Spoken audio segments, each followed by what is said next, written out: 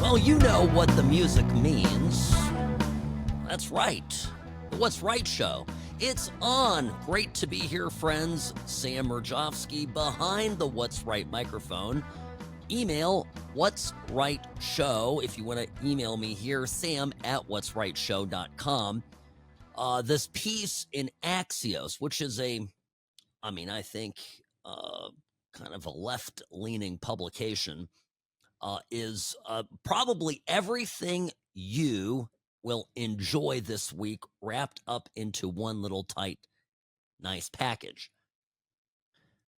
Biden officials, this is the title of it, Biden officials awed by Trump's rule-breaking Middle East moves. So this whole piece, folks, is a series of people going on the record, many not, looking over at what Trump is doing on his Middle Eastern trip and going, wow, he is doing great things. That's David Lawler writing for Axios. President Trump's recent series of audacious foreign policy moves have astounded even some of his harshest critics. Here are some of the quotes.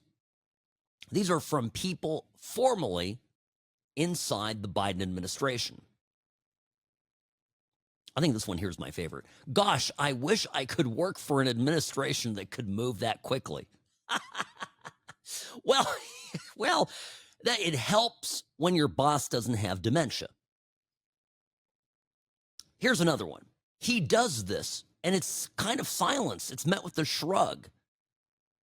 This is Ned Price, a former senior State Department official under President Biden.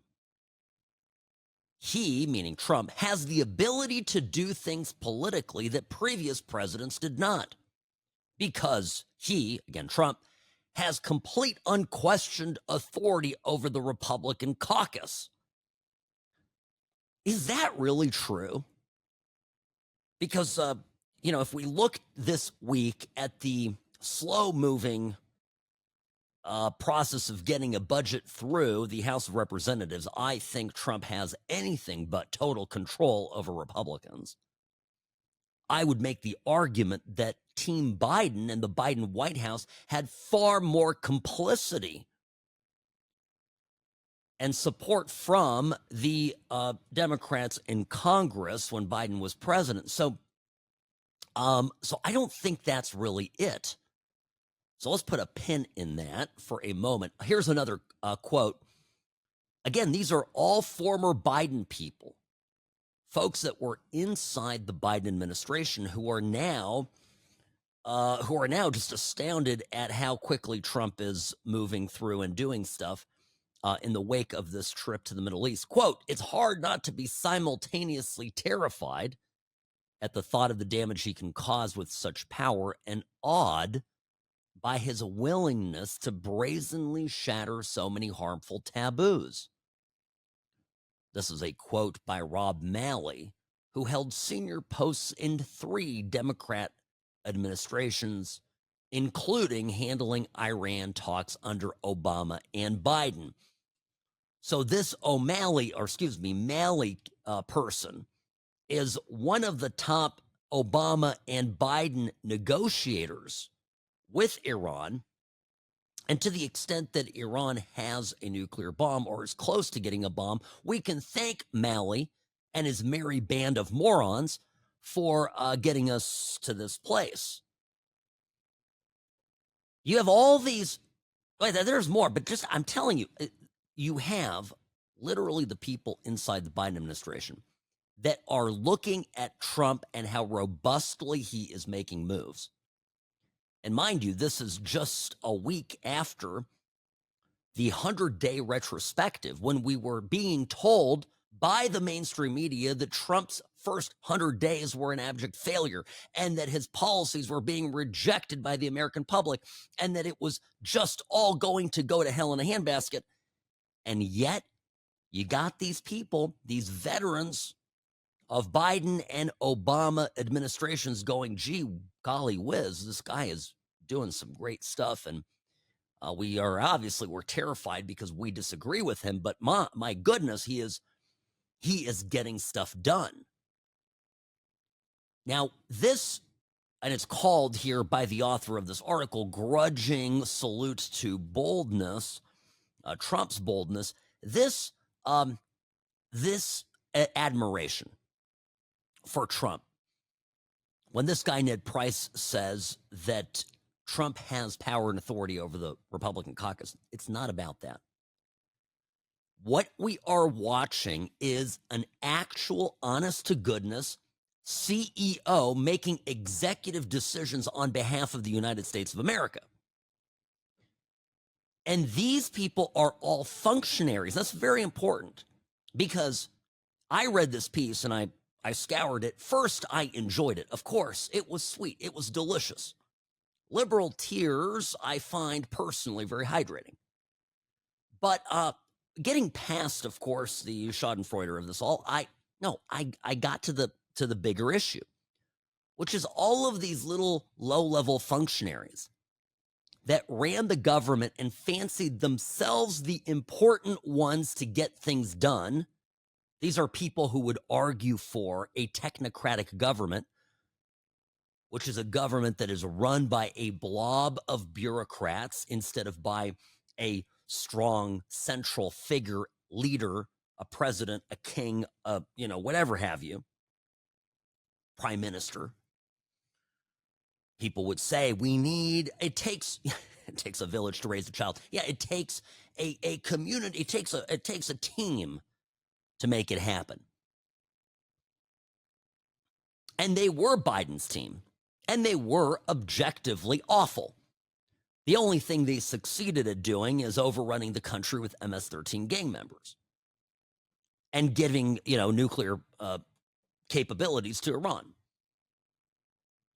and having Russia invade Ukraine and October 7th. I could go on, right? But so they had some successes. And here they're going, wow, we just admire Trump's robust power. But at the same time, these people wouldn't want a Democrat president with any kind of robust powers, because they would want that Democrat president to listen to them, because they fancy themselves the smart guys in the room. And now we're at it. The problem, the criticism I would have here is both for Republicans and Democrats. Democrats need to eat it now, because they went along with, pretending the corpse that was Joe Biden actually was making any real decisions, and they bamboozled everybody and lied through their teeth.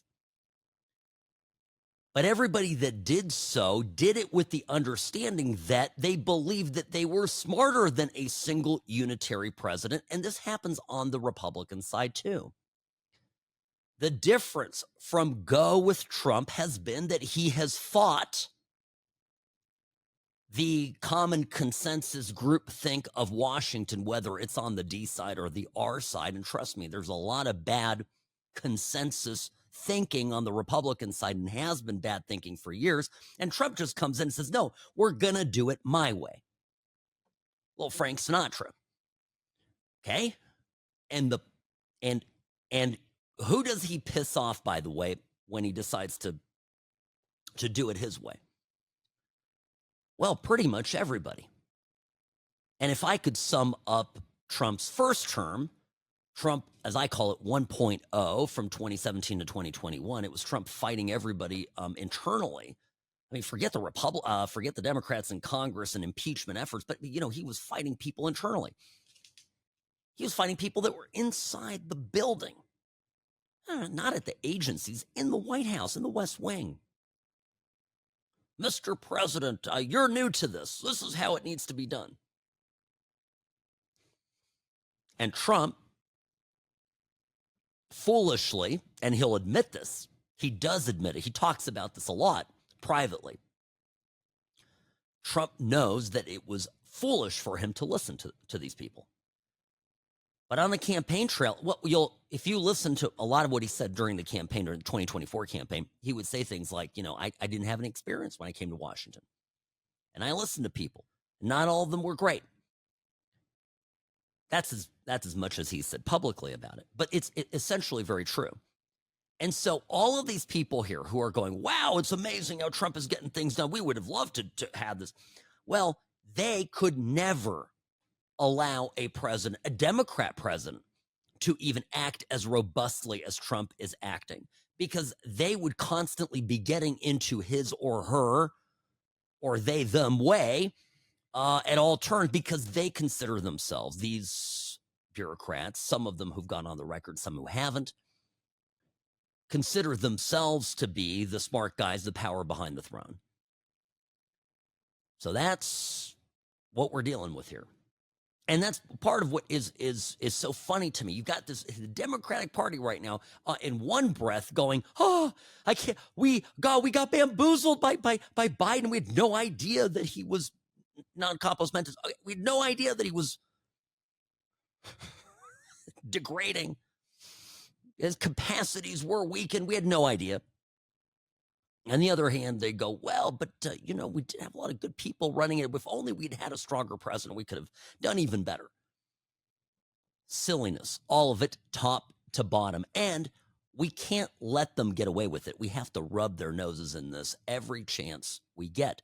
Sam Rajovsky, News Talk 840, KXNT. Great to have you with us here this beautiful Thursday. Be right back in just a moment. Don't go anywhere.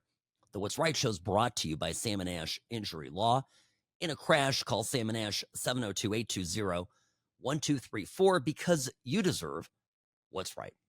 I'm the best. Personal injury law has been the same for a long time. The best. Big egos, greed, and sleazy schemes. We've had enough. Welcome to Sam & Ash, the new standard for personal injury law, where things are done the right way, because you deserve a team that delivers real support and results. When you have both, your whole world can change. Sam & Ash Injury Law, because you deserve what's right. Well, here's a good question, right? Who's the leader of the Democrats right now? Because, well, I'll explain in a moment. Sam Rajovsky, News Talk 840, KXNT, Sam at what'srightshow.com, on X, formerly known as Twitter, at What's Right Sam. So the highest ranking elected Democrat in the country is Hakeem Jeffries. If during the midterms Republicans continue to screw the pooch and lose, then Hakeem Jeffries will become Speaker of the House. I think that's a fair assessment as far as political power goes, right? He is a moment away, or a few seats away potentially, from becoming Speaker. All right. So he gets asked yesterday on CNN by old Wolf Blitzer. Wolf Blitzer now, suddenly, of course, all of these libs have discovered journalism and are pursuing the truth. We're going to get to the truth about Joe Biden. A bit late, folks, no? Well, they're getting to the truth now when there is zero political cost for them to discover it. When there was a chance for Trump to become president, and I guess by definition a chance to stop Trump from becoming president, every Democrat, every person on CNN was all in 24/7 to prop up, Joe Biden and support him. So anyway, and lie about him, essentially. Okay, so Hakeem Jeffries gets questioned about this, and notice how he has absolutely no idea how to weasel out of talking about Biden's health. Can't do it. From the book, President Biden didn't even recognize George Clooney at a fundraiser that the movie star was actually hosting for him. Why should voters trust Democrats when it's clear so many in your party went to great lengths to keep Biden's condition hidden from the public? I can't tell you what happened between George Clooney and President Biden. I wasn't at that event. What I can say is that we're not looking backward. We're going to continue to look forward, because at this moment, we've got real problems that need to be addressed on behalf of the American people, including the Republican effort to snatch away health care, snatch away food assistance, and hurt veterans. Okay, wait, pause the tape.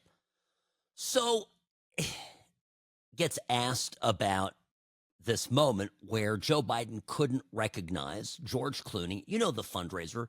This is the fundraiser that apparently went so poorly that afterwards George Clooney penned the open letter at the behest of many powerful Democratic donors, basically demanding, you know, that Joe Biden step down.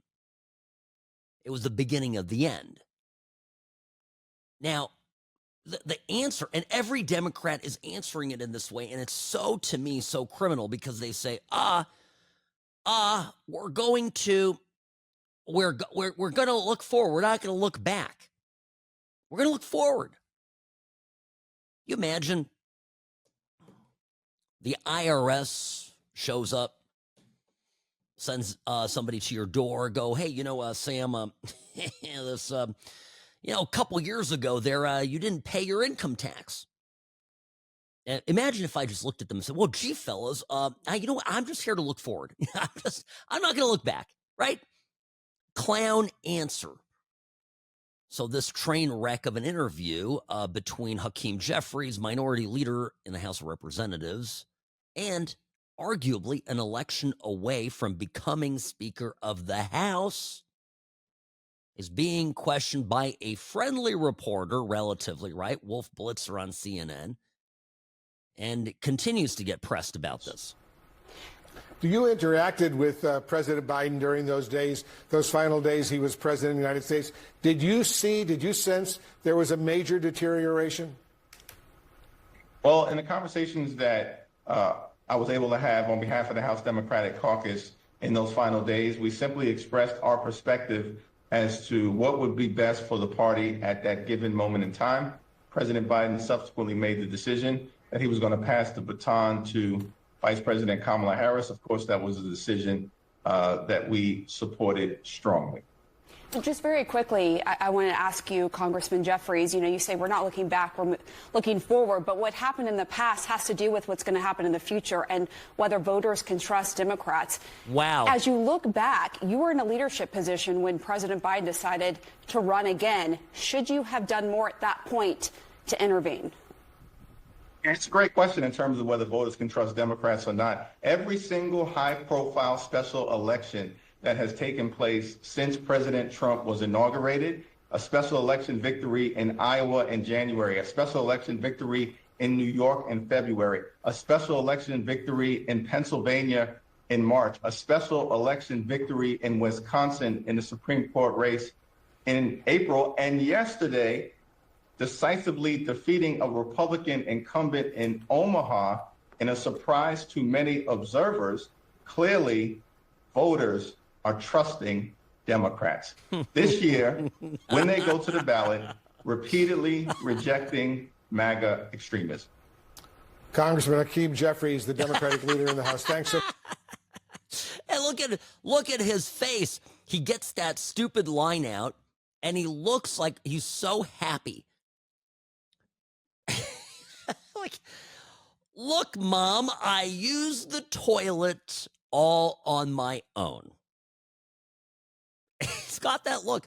Folks, I think, right, this is the state of the Democratic Party. And incidentally,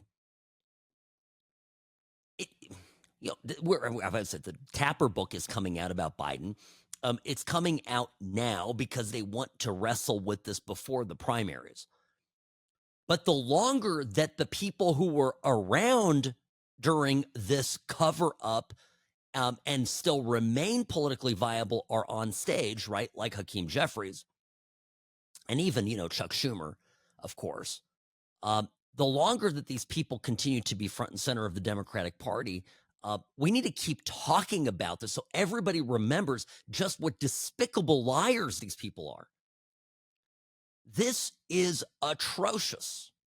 And then you've, of course, got the folks over at Axios talking to Biden alumni, alumnuses, and alumnas, people inside the Biden administration go, whoa, we just love that Trump is being so robust, so powerful, getting so much done. And I'll tell you, it's rapidly becoming three political factions in the country. And I mean this. Democrats, big, pile of dog do, congressional Republicans with their own, toxicity, and then Donald Trump with, I think, his own separate brand, people inside his administration. I'll explain a little bit of this when we come back. Sam Rajovsky, News Talk 840 KXNT.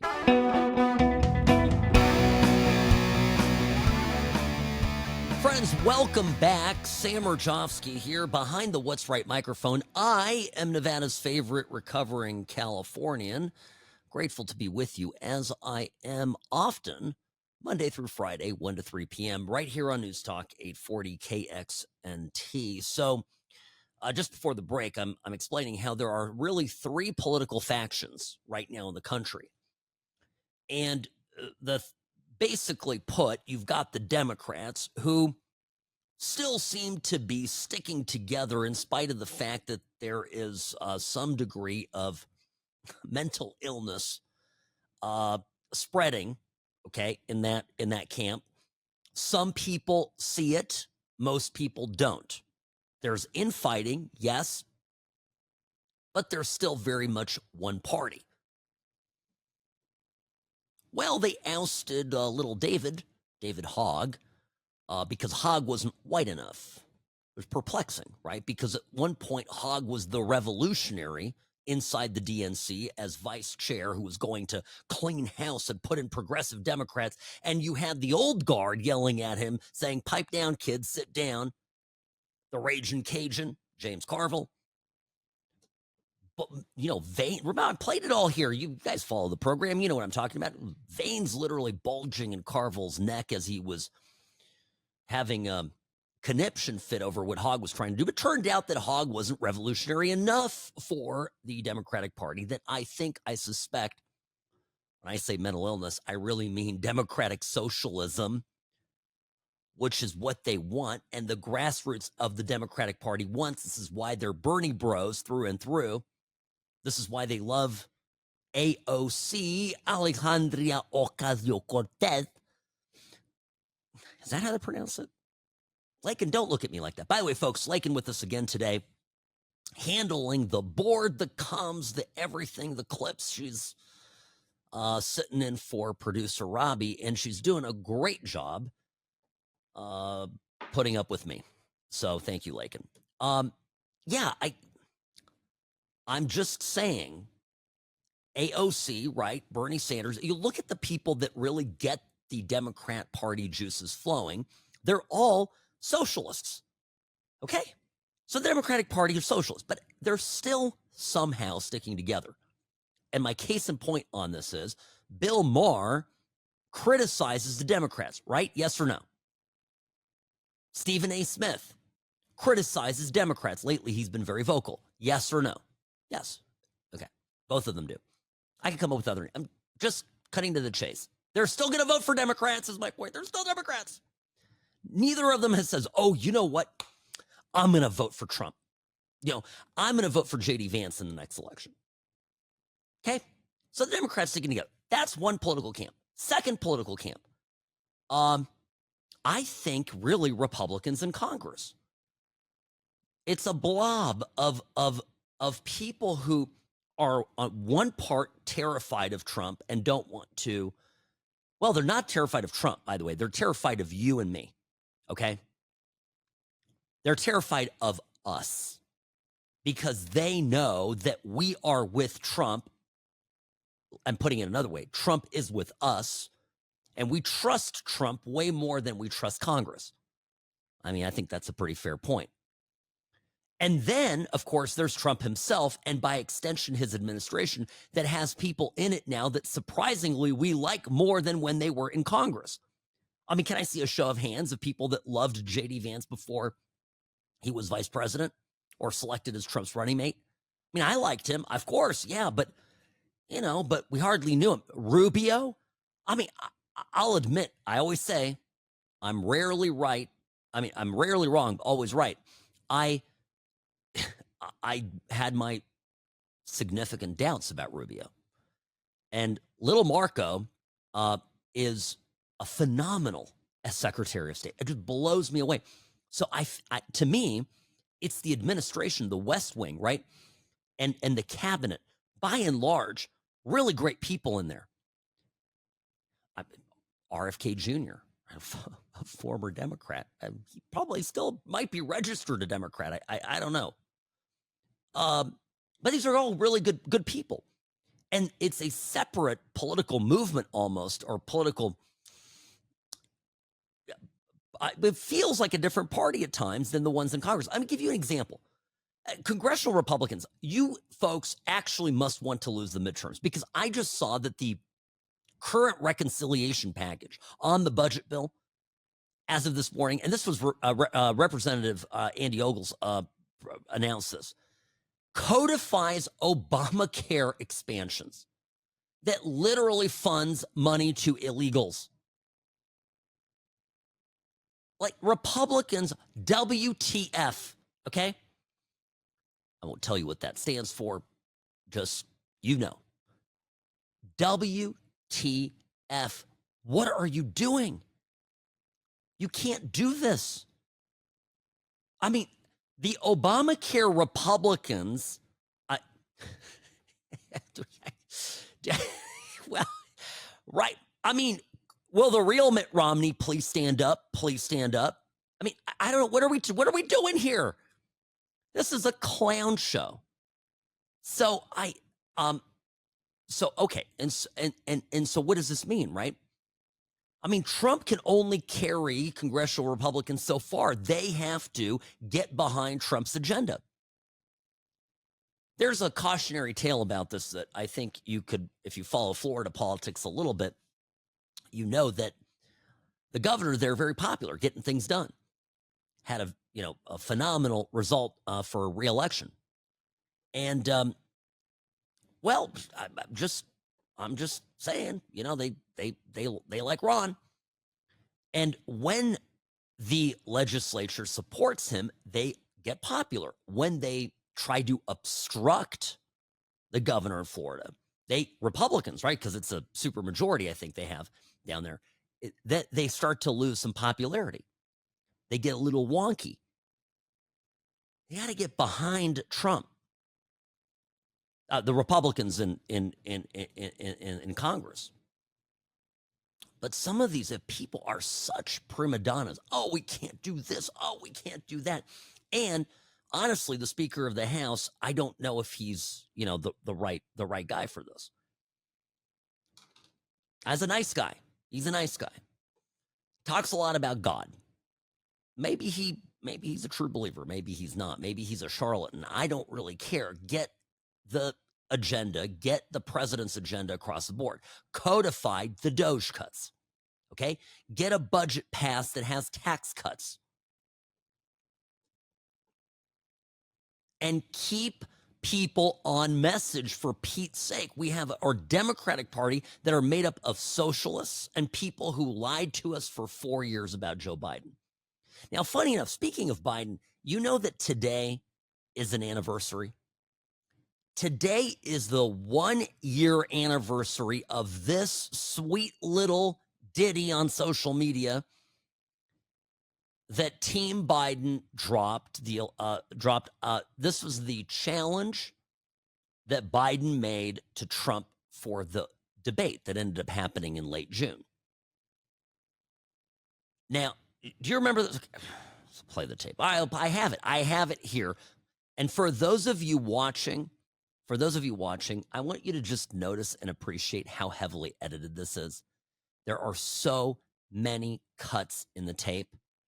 They must have filmed this 30 times and then cobbled it together just to make Biden sound like he had energy. Listen. Donald Trump lost 2 debates to me in 2020. Since then, he hadn't shown up for debate. Now he's acting like he wants to debate me again. Well, make my day, pal. I'll even do it twice. So let's pick the dates, Donald. I hear you're free on Wednesdays. And what did the media say? You remember this? The media was like, oh, dang, burn, ooh, ee. And it turned out, I think, if I can be nitty-picky, it turned out to be a strategic mistake, not just on Biden's part, but I think on Trump's as well, to accept the debate as early as it happened, because I am convinced, looking back at this, that the folks inside the Democratic Party, inside the White House that knew that Biden wasn't going to make it through the election, wanted to have that debate early in order to, if he did well, he did well. And if he didn't, the upside was they would have time to replace him. And I think Trump should have said, no, we're not having it now. We're going to have it after the convention. We're going to have it after he is the selected candidate. We're just going to do this so they can't just waltz somebody in last minute. Okay? I think that's, in retrospect, but Trump took the challenge. And of course, we all know how it went, which is, well, here's one of them. My gosh, remember this one? And I'm going to continue to move until we get the total ban on the total initiative relative to what we're going to do with more Border Patrol and more asylum officers. President Trump? I really don't know what he said at the end of that sentence. I don't think he knows what he said either. Look. I remember this. It was a murder. I'd like to report a murder on television. There's also this one. He's blaming inflation, and he's right. It's been very bad. He caused the inflation. Excuse me, with dealing with everything we have to do with, look, if we finally beat Medicare. Thank you, President Biden. President Trump? This is so bad. This was so bad. If we can't run against the party that made this happen, that participated in elder abuse on national television, exposing the United States to this form of humiliation, and frankly, geopolitical risk from demonstrating that our president, our head of state, our key decision maker in a time of war or attack, couldn't even put a sentence together. If we can't beat these people, we as Republicans together, forget Trump's side or congressional side, we as Republicans collectively need to have our heads examined. My goodness. All right, I'll be right back. Sam Murjovsky, News Talk 840. The What's Right show is brought to you by Sam and Ash Injury Law. In a crash, call Sam and Ash 702-820-1234 because you deserve what's right.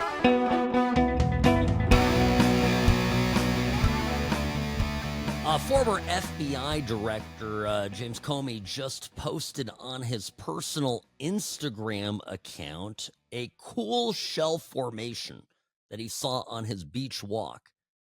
And it is out of shells written 8647. I don't know what that means. Probably means end Donald Trump, right? 8647. Somebody needs to report this to the FBI. Sam Murjovsky, News Talk 840 KXNT. It is important to realize how despicable these people are. And James Comey, of course, lifelong Republican, quote unquote, biggest Trump hater out there. You know what? At this point, the people that hate Trump hate us. These are people that benefited from all the trappings of power, of state excess, of, unlimited deficit spending, that benefited their family members, their friends, that made D.C. into one of the wealthiest cities in the country, a city that produces nothing but waste and bloat and misery. And these are the people that then lie to us day in and day out. And the best part about this era that we're in is that we, the people, see the light. We've seen the truth. And the one guy that comes to D.C. to do something about it is getting attacked by everybody, including Democrats and Republicans and independents, so-called. Isn't it funny that the kind of people allying themselves with Trump, some former Democrats, are the kind of Democrats that had the integrity to speak up even when what they were saying was unpopular? people that saw the truth, okay, and were willing to fight for it, regardless of what consequences might come.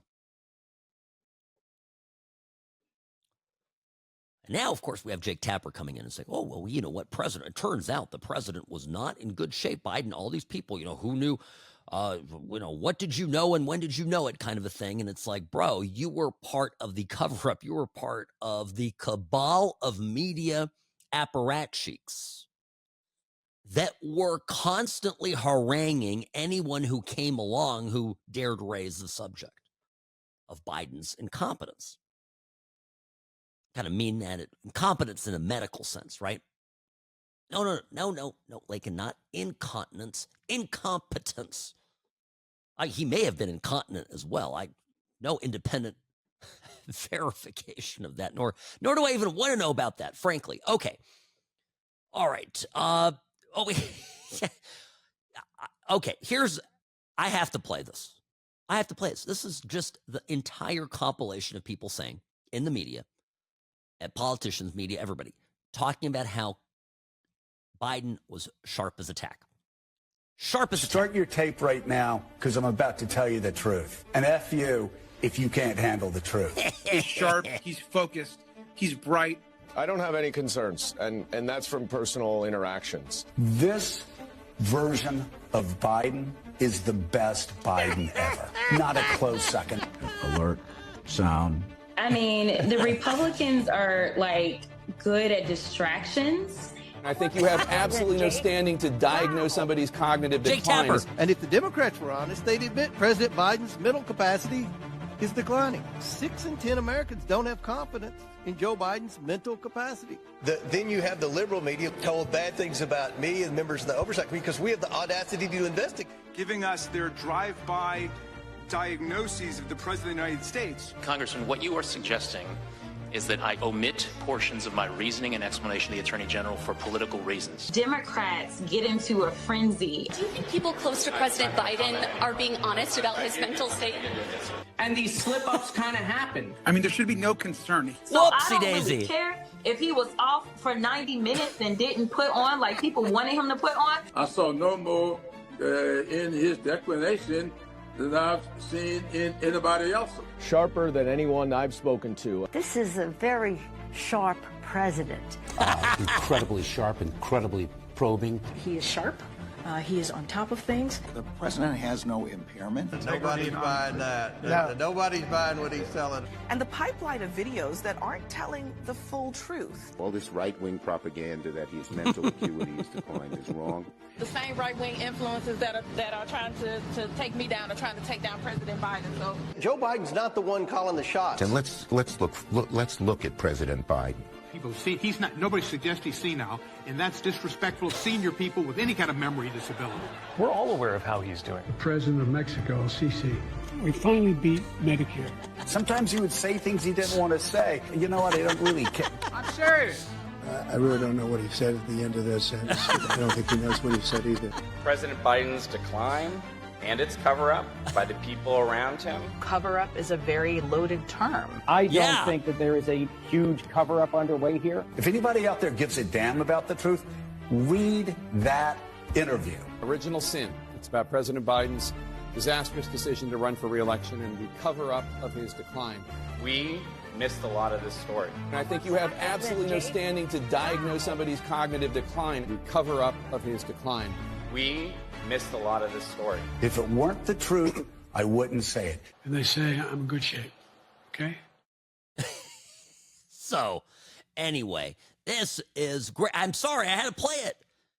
The Republicans put this out just now. This needs to be told again and again. And you can't say, oh, we have to look forward prospectively, because this mess put us into the position that we're in.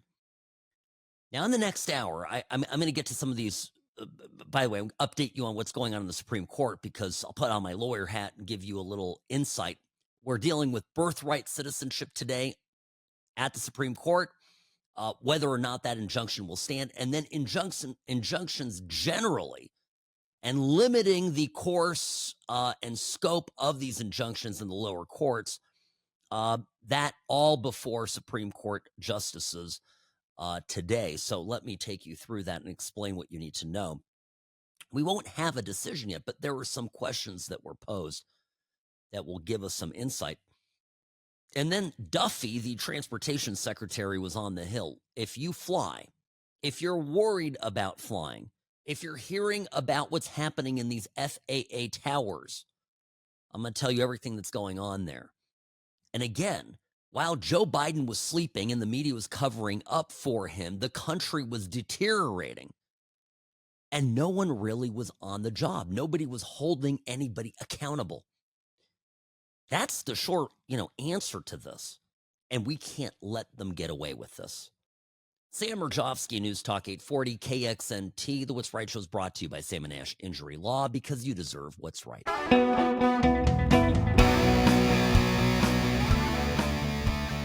Rarely wrong, always right. Sam Murjovsky here behind the What's Right microphone. Greetings, friends. Welcome to the program. I am, I'm having a good day. It's fine. I was, a bit of news. I had some tree trimmers over at the Murjovsky estate. I have a lot of trees, believe it or not. Here in Las Vegas, there are places that have old growth trees, and I happen to live in one of those areas. And I'm going through and trimming the trees, and these poor guys came upon a bee's nest. Just the worst. I said, please stop. I get a text, Sam, there are bees here. What do you want us to do? I said, get the F out. Like, just go. Don't hang around and see what happens next. Well, it's like 2 acres, I didn't know it was there. Okay. So they got the bee. Anyway, the bee people are on their way, and I don't know if they make honey. I got no idea, but just the joys of home ownership. Those of you who have to deal with it know what I mean. All right. So this, speaking of bees flying, buzzing through the air, lots of people talking about this Trump v. Casa hearing. This is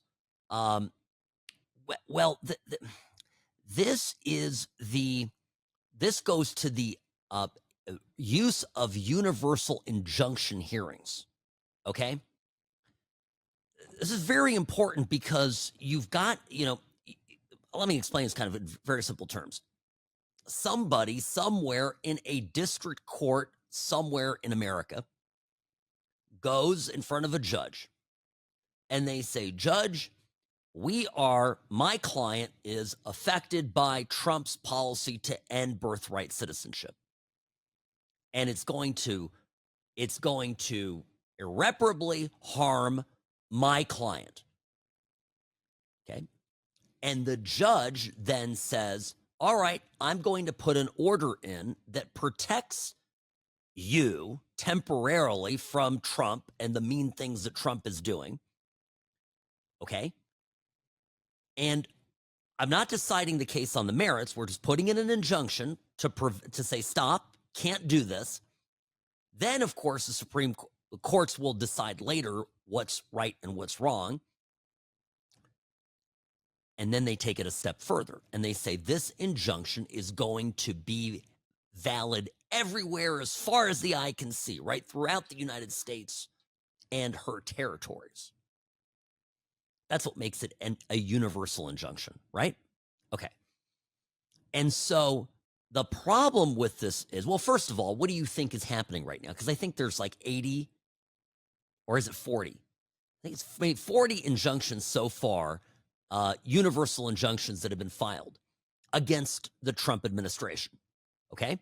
And the problem with this, of course, is, and you can imagine that these liberal lawyers, right,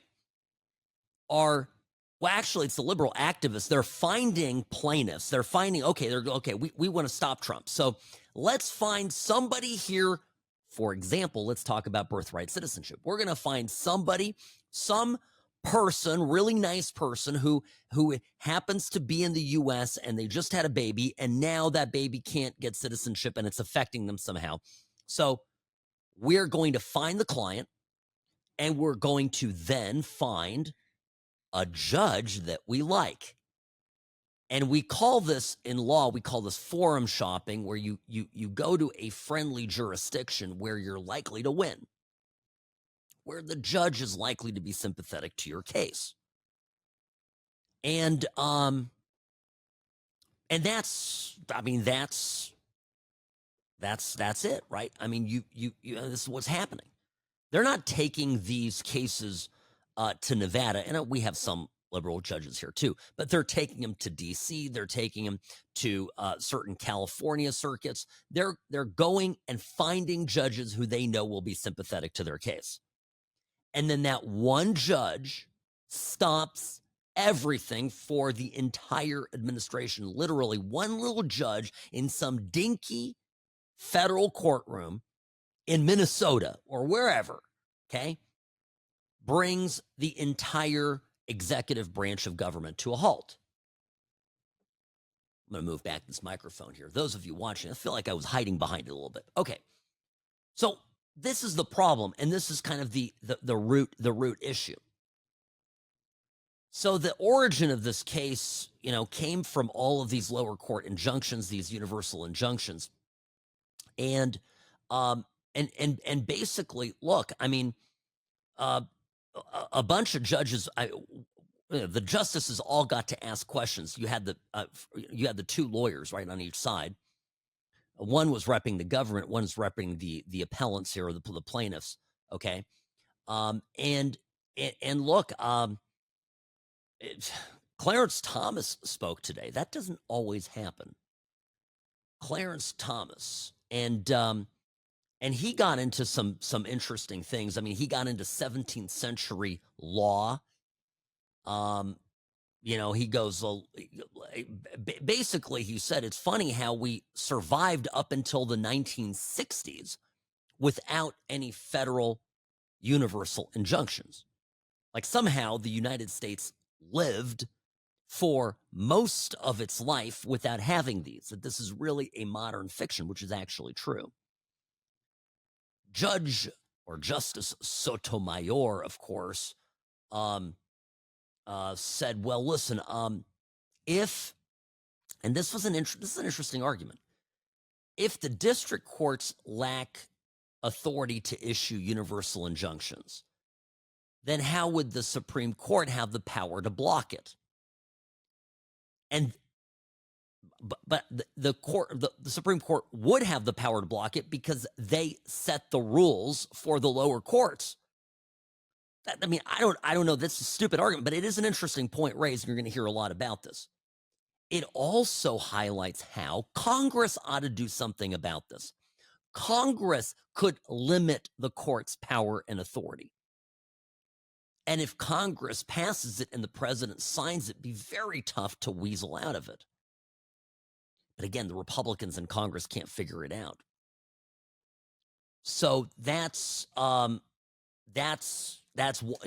of the things that's going on. Now, the other part here that is being considered are the birthright citizenship cases that are going through. Okay,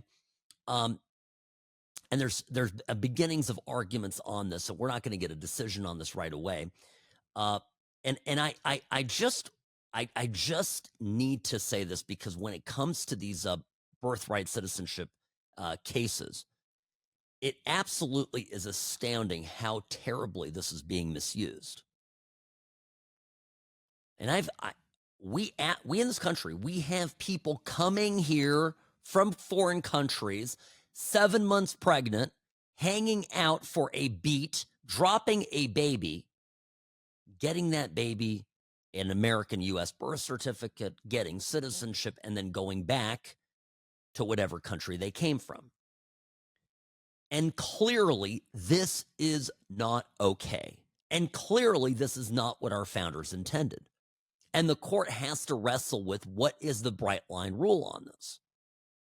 And Trump is the first president to tackle this head on. This is a national security problem.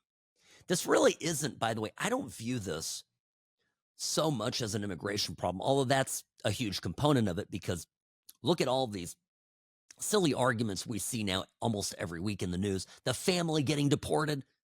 Well, the kids are U.S. citizen, right? Anchor babies. We've heard that term. Slightly pejorative, but you get the idea. Oh, the kids are citizens and you're tearing this family apart. No. They can all go back to El Salvador. The kids can take their passports with them. But it is absurd that we have illegals coming into the country unlawfully. They're not even being admitted on a temporary basis through a port of entry. They're just crossing the border illegally, and their children now should receive the full benefits of citizenship in this great country. That also is not defensible, is it? So these are the issues that the judges will have to wrestle with. And I'm concerned, frankly, because I think Justice Barrett is a moron and has completely, lost the plot. And Roberts, of course, you already know, has gone full swamp. So I don't know if the votes are there to actually put a proper end to this.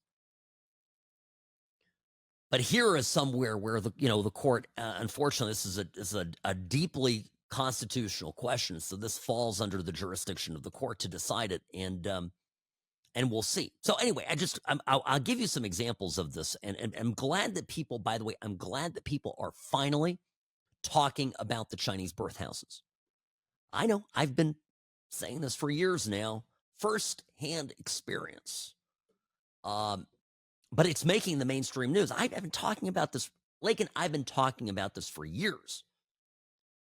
And finally, people are catching up. This is why you listen to the What's Right show, because you get information way before the people that don't. Sam Rajovsky, News Talk 840 KXNT. The What's Right show is brought to you by Sam and Ash Injury Law. In a crash, call Sam and Ash 702-820-1234 because you deserve what's right. The Sam and Ash team, they wanted me to have the best care. They had my interests at heart. I have an enormous amount of gratitude. I cannot say enough thank you.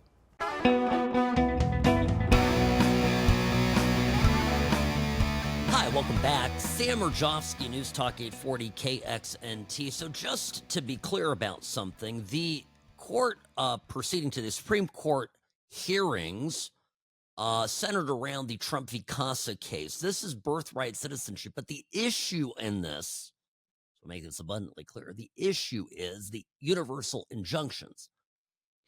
So the judges are not necessarily arguing so much about the merits of the case, meaning the judges are not considering whether or not Trump has the power or whether we should end birthright citizenship, right? Yes or no. But they are figuring out whether these universal injunctions are going too far. And if, a win for Trump would be them saying, you know what, this universal injunction really, it can't be done. And that the Trump attorney, the White House administration attorney's argument that parts of this injunction should be lifted, if that's greenlit by the Supreme Court, then that, of course, would allow for Trump to have this policy come into effect. Now, my argument is, while the Supreme Court is wrestling with this, Congress ought to act, and they need to fix this. There is a caller to C-SPAN, just as this thing's heating up here overnight, and this caller basically asked an important question, one that I have been talking about, the subject I've been talking about for quite some time. Have a listen to this and how Here's this Eddie goes. in New York, Independent Line. Good morning. Hi, yes, I was just wondering, I would like to know if your guest knows what a Chinese maternity house is. They're houses where the Chinese government takes citizens that when they're in their 7th or 8th month, they ship them here for a month, they let them have their children. And then once they have their children, they take them back to China, where now they're U.S. citizens, but they're raised in China, they're loyal to China. We know they're doing it, but they're still getting away with it.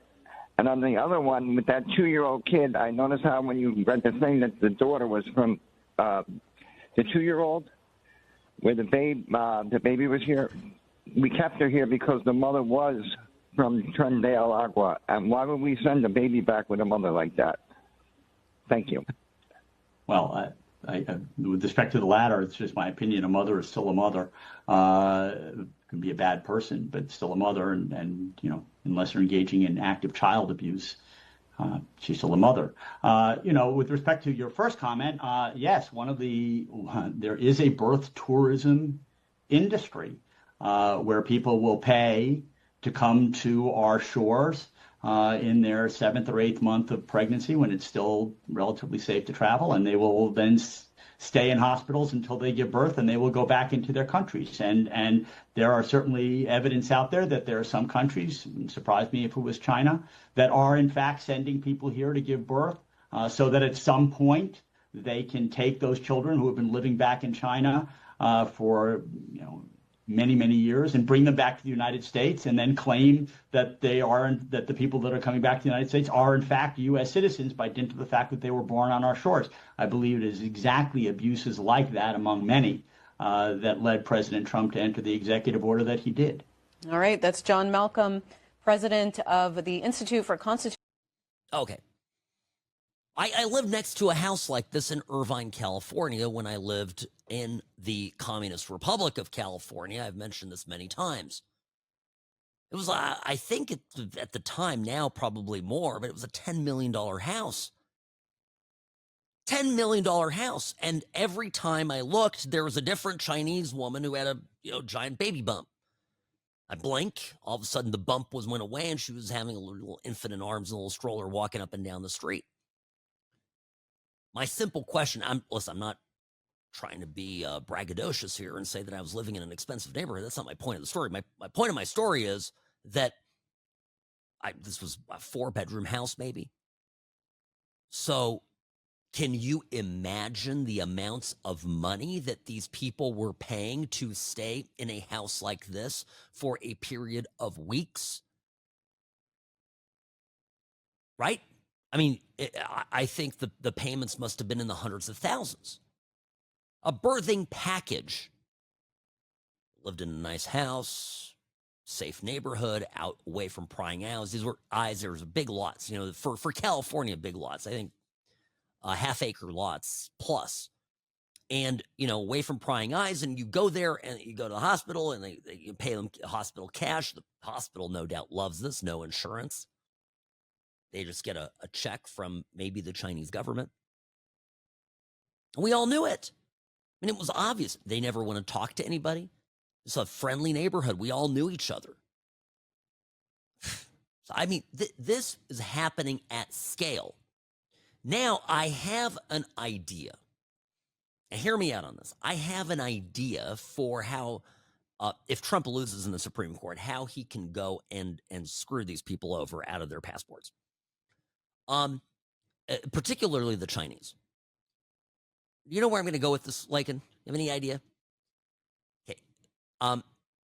It is a fact that pre-Donald Trump and this executive order, that you could literally travel into the country.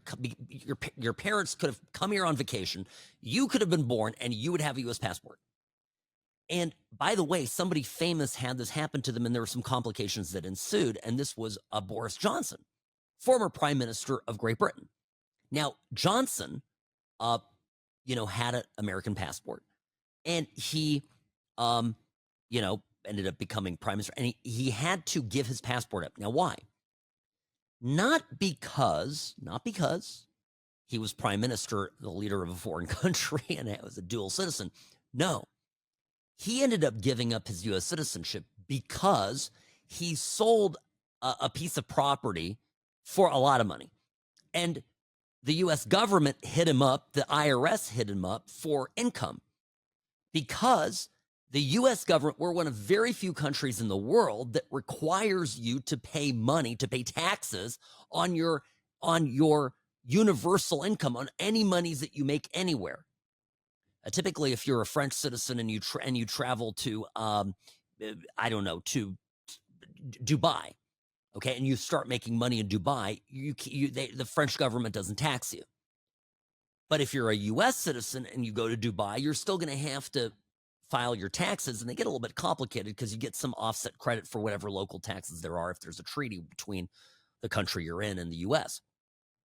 But you potentially could be double taxed.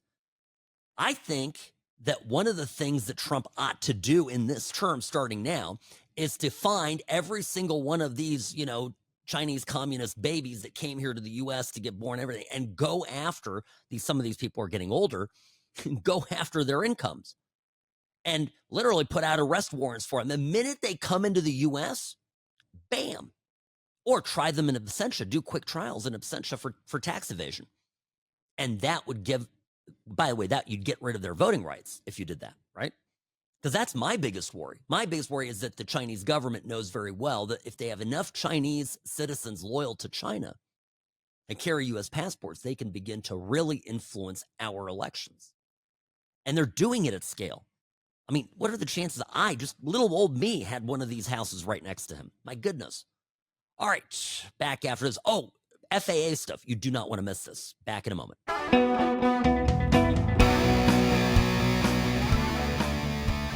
All right, folks, listen up.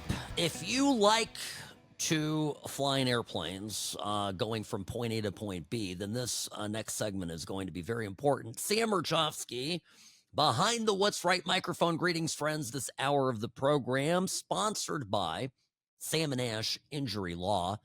In a crash, call Sam and Ash 702-820-1234 because you deserve what's right. Now, well, let me just tell you this. Every time I get into an airplane, I think a little bit in the back of my mind, I'll be honest, about all the different things that can go wrong. And part of this is just because I'm a lawyer, a personal injury lawyer. I've worked aviation accident cases. I know a little bit more about it than the average layman. And I recognize that there are, albeit I understand that air transport remains very safe, I realize that there are a slew of things that can go wrong. So, okay. I think right now, the number one problem with our infrastructure, our air travel, it's not even necessarily DEI pilots, although that terrifies me. The single biggest issue is that in every way, shape, and form, the government has been poorly run. So too has the FAA been poorly run. And the technology operating our airspace in these towers, in these the radar systems, the ADSB compliant GPS locators, all this stuff is not done in a great way. If you turned it over, and this is where people like the left really loses me when they say, well, Elon Musk, I don't want Elon Musk anywhere near us. Folks, I would turn if he would do it, I'm not saying he would, but if Elon Musk were to just focus on our national, flight safety, grid, then I think we could have the problem solved within 12 months. I'm confident of it. It is solvable. It's the same people that run our government and other aspects of our government so inefficiently are running this and have been running it into the ground. Now, you've, of course, heard some of the news lately, Newark Airport, other airports as well. Suddenly there's a 90-second, dead air. The system just powers down. 90 seconds. If I did 90 seconds of dead air, George Soros might call my program director and start yelling at him. Okay? George Soros owns Odyssey right now, so I'm just throwing that out, a little tongue-in-cheek. I don't know if George would actually call, but maybe Huma would. Anyway, so I'm saying 90 seconds of dead air on the radio, you'd be turning the station. You have any idea what this would be? For example, in Las Vegas, and any given night, if you look out toward Arizona, right, toward Hoover Dam, and you'll see all the planes, all the lights lined up on the glide path heading into the airport. If at one moment in time, all those airplanes could hear absolutely nothing, could not communicate with the tower, and the tower wasn't telling them what to do, absolutely could be catastrophic. Each and every one of those airplanes now completely reliant on their eyes, on their radar, on everybody's locators being on, just a lot of things. So this is scary. And it got honestly a little bit scarier for me after what happened today on the Hill, which is Sean Duffy, who is the transportation secretary, great guy. He's the guy trying to clean this stuff up. And it's not as easy. So now, first of all, okay, the Democrats are very desperate to pin these air traffic safety lapses on Trump and the Trump administration. And they keep saying that Trump has been firing controllers, air traffic controllers. This is simply not the case. And I'm glad Duffy addresses it. So I just want to, first, he addresses the fact that the Trump administration has not fired or even allowed air traffic control people to take advantage of the early retirements that, of course, are being pushed on other less important members of the federal government. So this is Duffy answering that question. If you'd give me a moment to respond to the 5 minutes of misinformation, I would be happy to do that. So we have not fired, haven't let any one air traffic controller go. You said that we let 400 go. No one in air traffic control has been allowed to take a deferred resignation offer. We have preserved all of our safety critical mission positions, including air traffic controllers. Not one has been allowed to retire by any of the programs that we've offered.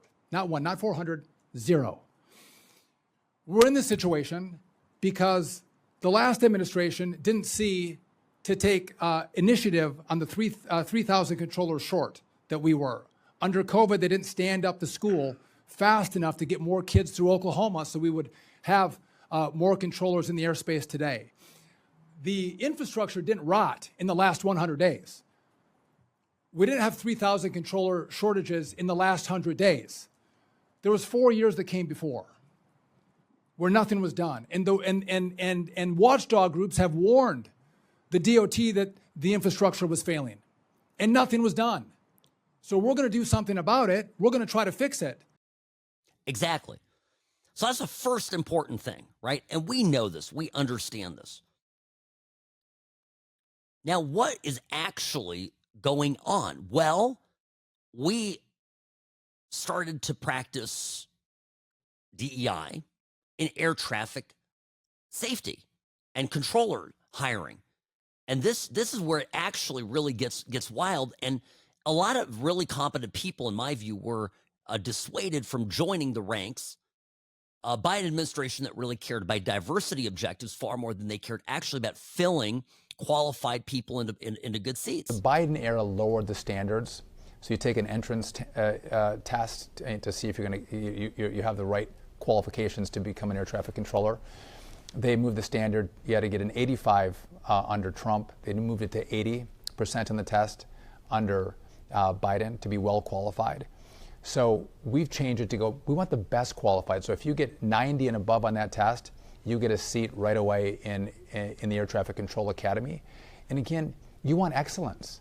And we've gone back to this idea that it doesn't matter who you are, where you come from, what the color of your skin is, what your gender is, what your ideology is. If you're the best and the brightest, and you score that way, you're going to get a seat right away in air traffic control. Yeah. By the way, there are a lot, and I should get some of these over to you. Like, there are a lot of, recently in the last couple of years, of air traffic clips, okay, of ATC talking to airplanes, talking to pilots. And by the way, there's always one pilot who's flying the plane and one pilot who's on the comms. The radios are a very important thing. And you don't, unless it's a single pilot airplane, like a small airplane, the person flying the plane is not the person operating the radio. And I'm saying this because it's very important to understand what air traffic is telling you and to repeat it back. And so they do this. And I've heard so many clips, and they're of course they make the rounds because they're funny, because the pilots are saying, I can't do that. You're asking me to do something to the tower. You are asking me something that I cannot do. And you'll hear, because it's audio only, you'll hear a clip of some person who sounds like Jasmine Crockett. I'm just going to say this, okay? person that sounds like Jasmine Crockett arguing with a guy who sounds like a former Navy pilot about what the proper rules are. And of course, I'm curious in it, so I'll always send it to my pilot friends and I'll say, what's your take on this? And they go, yeah, I think the captain or the co-pilot, whoever's on the comms, is right. Some of these people that are in air traffic control right now are just plain morons. Now, dropping it's Duffy's only part right. One of the other problems has been is that they flat out discriminated against white applicants. There were people lined up who wanted to join the ranks of ATC, and they said no because they wanted diversity. And one of the people behind all this, of course, was Pete Buttigieg. Mayor Pete, who now has grown a beard and wants to become president. And Mayor Pete, oh, by the way, Duffy, this is great. This was an interview the other day where he even questioned if Pete was working every day.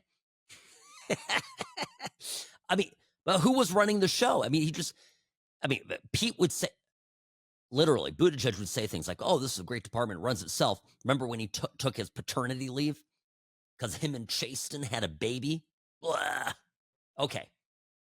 Here's how this clip went. The prior secretary indicated to me that this was a department that ran itself. And, when he was a secretary, I'm not sure that he actually showed up to the office. Most of the office didn't come into work. And so as I've been here, this is my 100th day, Sean. I've been here for 100 days. And this is more than a full-time job. You have to show up. You have to work 12, 16 hours a day to do this job. And if you don't come, things don't happen. And for Pete Buttigieg, when you don't show up and you get multiple warnings from watchdog groups that say, hey, listen, the air traffic control system is failing. You have to take action. They did absolutely nothing. The Biden administration, remember this, Sean? They spent $1.2 trillion on infrastructure in America. $1.2 trillion. None of it went to fix the air traffic control system, which is a crumbling infrastructure, key infrastructure in this country. They didn't fix it. And so now we've been left with a problem, right? We had the DCA air crash. We then have had the Newark outage. And we have said in the Trump administration, listen, we don't pass problems off to the next administration. We actually fix problems. We take hard problems and we make them better. And so today we rolled out the most historic aviation plan that has been ever laid out in the history of man. We are going to rebuild every part, every aspect of the air traffic control system.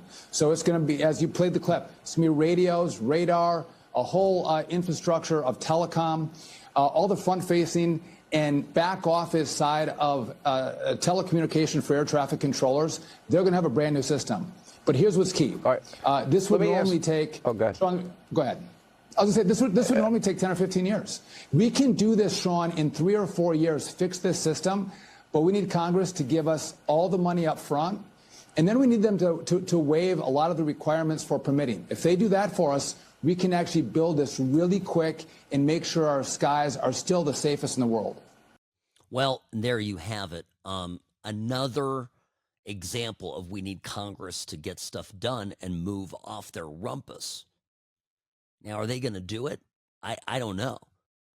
But some of the stuff is so bad. The technology is so bad and so antiquated that replacement parts, I read this the other day, replacement parts, they're shopping for them on eBay because no one makes the replacement parts anymore because the technology is over 40 years old. eBay. And guess what? When they can't find the damn part on eBay, they have to go and try to 3D printer the part in hopes they can get it to work.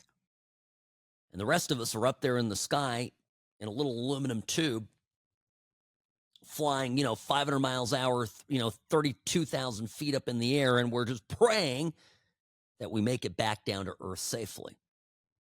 And this from the best country in the world. Everything the Democratic Party touches turns to SHI, you know what. Sam Urjovsky, News Talk 840 KXNT. The What's Right show is brought to you by Sam and Ash Injury Law. If you're in an accident, don't go at it alone. Trust me on this. Don't listen to the insurance company. They're self-interested and oftentimes, just as bad as the government in some ways.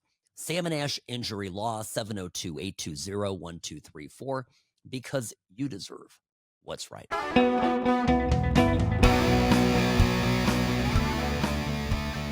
Hi, welcome back. Sam Murjovsky, News Talk 840 KXNT. Great to be here with you.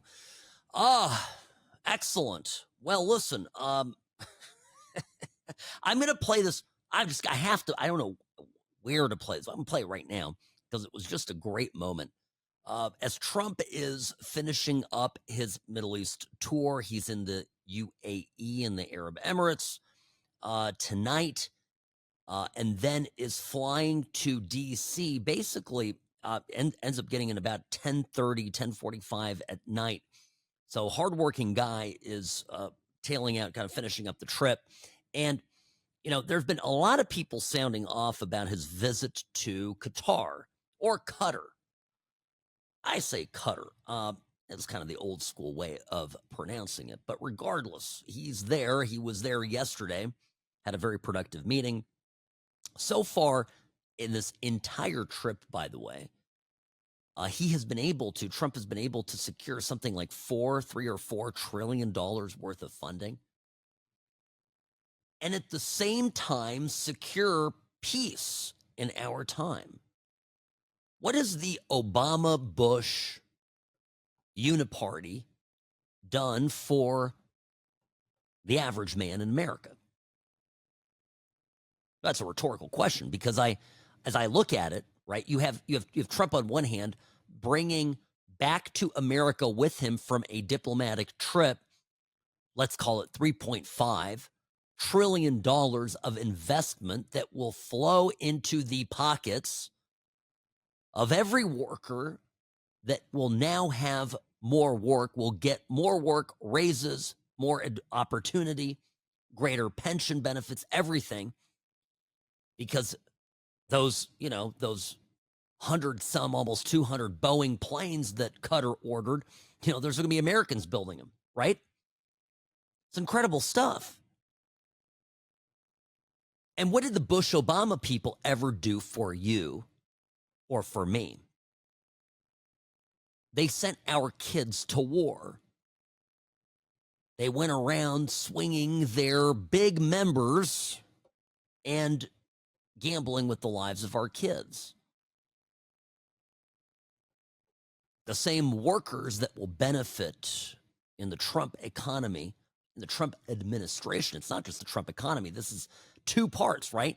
On one hand, we're doing everything to prevent war from happening in the Middle East. And on the other hand, we're going to the Middle East and literally picking up suitcases full of cash, bringing them back to the U.S., putting them into our domestic economy, which will raise the standard of living for the very people that another politician, let's say Kamala Harris, would have sent to war to die. It's food for thought. Now, Senator Kennedy, John Kennedy from Louisiana, he's the guy who always has a cute little turn of phrase. And so somebody asked him about Qatar. Okay? Qatar, whatever. And this was his retort, his reply to it yesterday. And I didn't get this in time for yesterday's show. I just have to play it for you. It's so great. Reflections on what we're watching now, Senator. Well, first, quickly, Qatar. I trust Qatar like I trust a rest stop bathroom. If they want to be friendly, I want to be friendly back. But with those guys, trust in God, but tie up your camel. Well, I trust Qatar. That's how he pronounces it down in Louisiana. Qatar like I trust a rest stop bathroom. So with these guys, hey, trust in God, but tie up your camel. I don't have a comment on this. I just played it because it's funny. And I think, obviously I like Ronald Reagan's rule of thumb, right? Trust but verify. Ronald Reagan talked to the Soviet Union and ended up leading to its demise. He confronted our greatest adversary, geopolitical adversary, and ended up making them into an ally, although that was, short-lived. Don't need to get into that now, but right. I mean, communism was the greatest threat of my parents' generation. Communism, damaged my family in unspeakable ways. And Reagan got it done. And trust but verify. So he was willing to sit down. He was willing to talk to Ronald Reagan. These Republicans that are like, oh, Qatar, whatever. Oh, these terrorists. The Mark Levins of the world, who, by the way, is coming up next right after me here on News Talk 840 KXNT, so you can hear what he has to say about this. My point is, if it were up to Mark Levin, if he adopted his view of how to solve the Middle East and put that out there for Reagan to follow as it relates to the Soviet Union, Reagan would never have engaged with Gorbachev. And the world maybe would be a very different place, probably for the worse. So in confronting radical Islam, in confronting the spread of Islam and terrorism, and seeking, honestly, to protect our allies like Israel in the Middle East, it can't just be us and Israel. We got to talk to these guys. Let's make friends with them. Let's build bridges. Trust but verify. Okay. But don't call them a rest stop bathroom. All right, that's the music. Time for me to go, but not to a rest stop bathroom. Sam Murjovsky, News Talk 840 KXNT, The What's Right Show, brought to you by Sam & Ash Injury Law, because you deserve what's right.